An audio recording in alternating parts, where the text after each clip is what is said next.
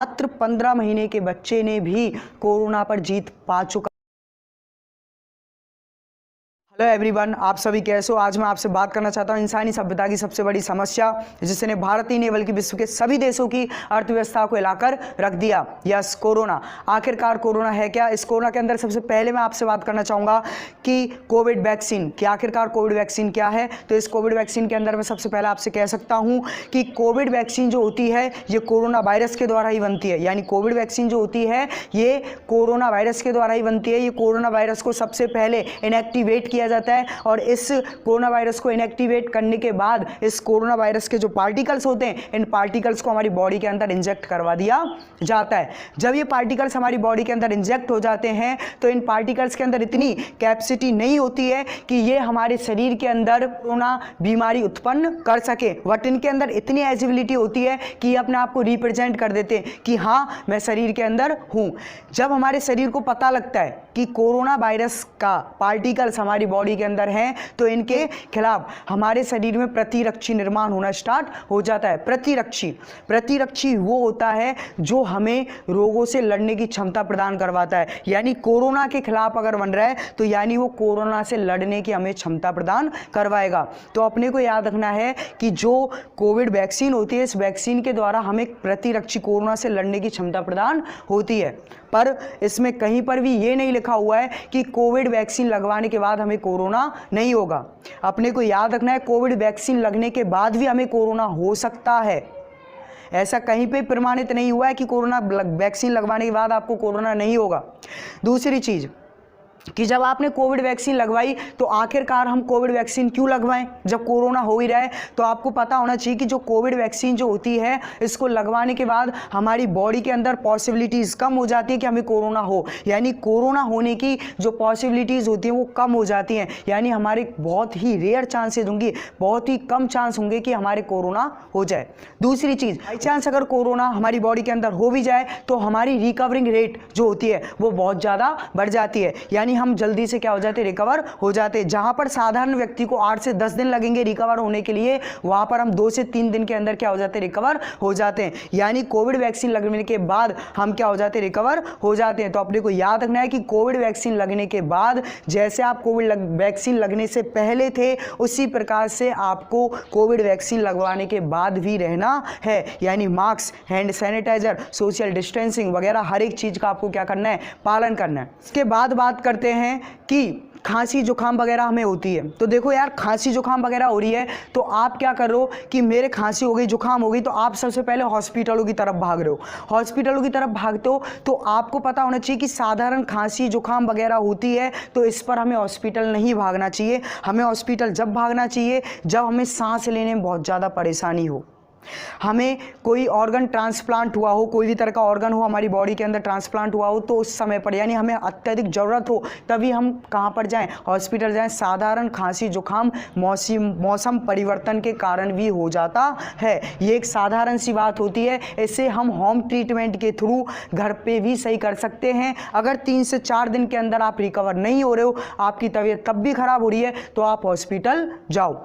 अगर आप पहले ही दिन अगर वहाँ पर जाओगे तो हॉस्पिटल के अंदर बहुत ज़्यादा भीड़ हो जाएगी जिसके कारण हॉस्पिटल के अंदर जो डॉक्टर्स हैं वो अच्छे से आपका ट्रीटमेंट नहीं कर पाएंगे और हॉस्पिटल सबसे बड़ा हॉटस्पॉट बन जाएगा कोरोना वायरस को फैलने का।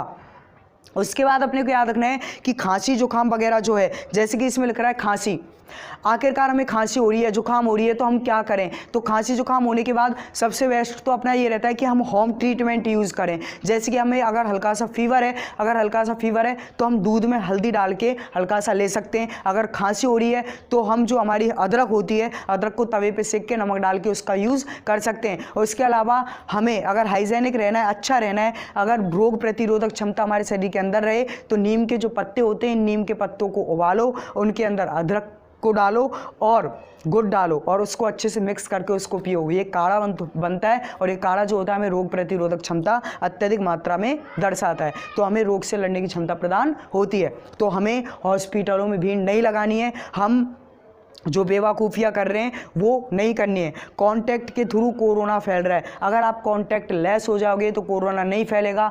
आप बेवकूफ़ी में यहाँ से जा रहे हो, हॉस्पिटलों में अंदर जा रहे हो, और हॉस्पिटल में जाने के बाद आप जब वहाँ पे जाओगे तो आपको पहले कोरोना नहीं था, पर इसकी क्या गारंटी है कि आपके जस्ट सामने जो व्यक्ति लगा हुआ उसके कोरोना नहीं है? क्या पता उसके कोरोना हो, आपके कोरोना हो जाए। चलो कोई बात नहीं, आप अंदर हॉस्पिटल के अंदर गए और हॉस्पिटल के अंदर आपकी कोरोना टेस्टिंग हुई और कोरोना टेस्टिंग के बाद आप नेगेटिव मिल गए, तो क्या गारंटी है कि घर तक पहुंचने तक आपके कोरोना नहीं होगा? तो अपने को क्या रखना है कि जहां तक हो सके आप घर के अंदर ही रहो। हैंड सैनिटाइज़र, सबसे पहली कुछ व्यक्तियों ने मुझसे बोला कि सर हैंड सैनिटाइज़र जो होते हैं, ये हैंड सैनिटाइज़र बहुत अच्छा होता है, तो मैं आपको बता चुका हूँ, प्रमाणित हो चुका है कि सबसे बड़ा हैंड सैनिटाइज़र जो है वो साबुन होता है। अगर आपके पास साबुन है तो आप साबुन का यूज़ कीजिए और साबुन को घर पे ही अच्छे से यूज कीजिए। आप सैनिटाइज़र के लिए लाइनों में मत लगिए, क्योंकि आप लाइनों में लगोगे तो फिर कांटेक्ट होगा, कांटेक्ट के थ्रू फिर दोबारा क्या हो सकता है, कोरोना फैल सकता है। इस बात का याद रखना अपने को। अब कुछ व्यक्ति बोलते हैं कि सर तो हॉस्पिटलों के अंदर सैनिटाइज़र यूज़ क्यों लिया जाता है? क्योंकि डॉक्टरों को लिमिटेड टाइम के अंदर, जो डॉक्टर होते हैं इन डॉक्टरों को लिमिटेड टाइम के अंदर अपने मरीज जो होते हैं उनको सेफ्टी प्रोवाइड करवानी होती है। इस कारण से जो डॉक्टर होते हैं वो सैनिटाइज़र का यूज़ करते हैं, वो बार बार साबुन यूज़ नहीं कर सकते। उसके अलावा मास्क, आप क्या करो कि मास्क वगैरह जो होते हैं उन मास्क वगैरह को लेने के लिए कहाँ पे भाग रहे हो? मार्केट में भाग रहे हो, गलत कर रहे हो। होममेड मास्क का यूज करो घर पे, जहाँ तक आप बना सको तो आप घर पे ही खुद मास्क बनाओ, घर पे ही मास्क बना के उन मास्कों का यूज़ करो, ये सबसे बेस्ट होता है। आप घर पे ही मास्क बना के उनका यूज़ कीजिए, क्योंकि आप अगर बाहर जाओगे तो फिर दोबारा आप कॉन्टैक्ट बिल्डअप कर रहे हो और कॉन्टैक्ट के थ्रू ही कोरोना फैल रहा है। दूसरी चीज़, कुछ व्यक्ति जो हैं वो क्या कर रहे हैं कि दवाई गोलियां हैं, दवाई गोलियों का नाम लेके घर से बाहर निकल जाते हैं और मार्केट में घूमते रहते हैं। बिल्कुल गलत कर रहे हो आप दवाई गोलियों का नाम लेकर आप घर से बाहर निकल रहे हो। आप जब दवाई गोलियों का नाम लेकर घर से बाहर निकल रहे हो तो होगा क्या कि आप कांटेक्ट बना रहे हो, कांटेक्ट के थ्रू फिर कोरोना फैलेगा।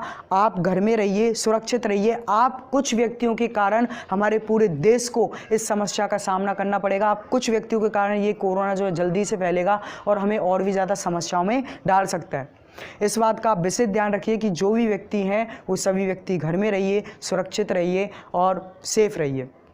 इसके अलावा कुछ व्यक्तियों ने मुझसे बोला कि कोरोना कोई राजनीति तो नहीं है, तो मैं आपको बता देता हूँ कोरोना किसी भी प्रकार की राजनीति नहीं है, क्योंकि राजनीति के द्वारा व्यक्तियों को लड़ाया जाता है, परंतु ये एक ऐसी प्रक्रिया है जिसके द्वारा हमें बचाने की बात चल रही है, तो इसे हम राजनीति नहीं कह सकते। ये एक विश्वव्यापी समस्या है जिससे सभी देश लड़ रहे हैं और इससे हमको भी लड़ना होगा। तो अपने को इस बात को बिल्कुल निकाल देना दिमाग से कि ये कोई राजनीति है। कोरोना कोई तरह की राजनीति नहीं है, ये जो भी है ये एक हकीकत है और इस हकीकत का हमें सामना करना होगा। इस बात का आप विशेष ध्यान रखें। उसके बाद अपने को याद रखना है कि कुछ व्यक्तियों ने बोला मुझसे कि स्कूल कोचिंग क्लासेज वगैरह जो होती हैं, ये स्कूल क्लासेज वगैरह जो होती हैं इनसे क्या दुश्मनी है, इनको क्यों बंद कर देते हैं? तो मैं इसका आपको आंसर देना चाहूँगा कि स्टूडेंट्स वगैरह जितने भी होते हैं वो सभी स्टूडेंट्स जो होते हैं सभी बच्चे होते हैं, और बच्चे जो होते हैं एक दूसरे कॉन्टैक्ट में जाए बिना नहीं रह सकते। वो एक दूसरे कॉन्टैक्ट में ज़रूर जाएंगे। अगर स्कूल खुले हुए हैं तो स्कूल के अंदर वो कॉन्टैक्ट में जाएंगे, कॉन्टैक्ट के थ्रू ही कोरोना फैलता है। तो सबसे बड़ा हॉट स्पॉट जो होता है वो सबसे बड़ा हॉट स्पॉट स्कूल बन जाता है, क्लासेज बन जाते हैं, कोचिंग इंस्टीट्यूट बन जाते हैं। इस वजह से सबसे पहले क्लासेज, कोचिंग इंस्टीट्यूट वगैरह को सबसे पहले बंद किया गया है। आप बिल्कुल ऐसा मत सोचो कि सरकार शिक्षा के खिलाफ है। आप ये सोचो कि शिक्षा के खिलाफ नहीं है सरकार। सरकार जो है कुछ समय के लिए ये बोल रही है कि आप थोड़े से समय के लिए रुक जाओ, इस समस्या से निवारण हो जाए, उसके बाद हम स्कूल वगैरह खोल देंगे।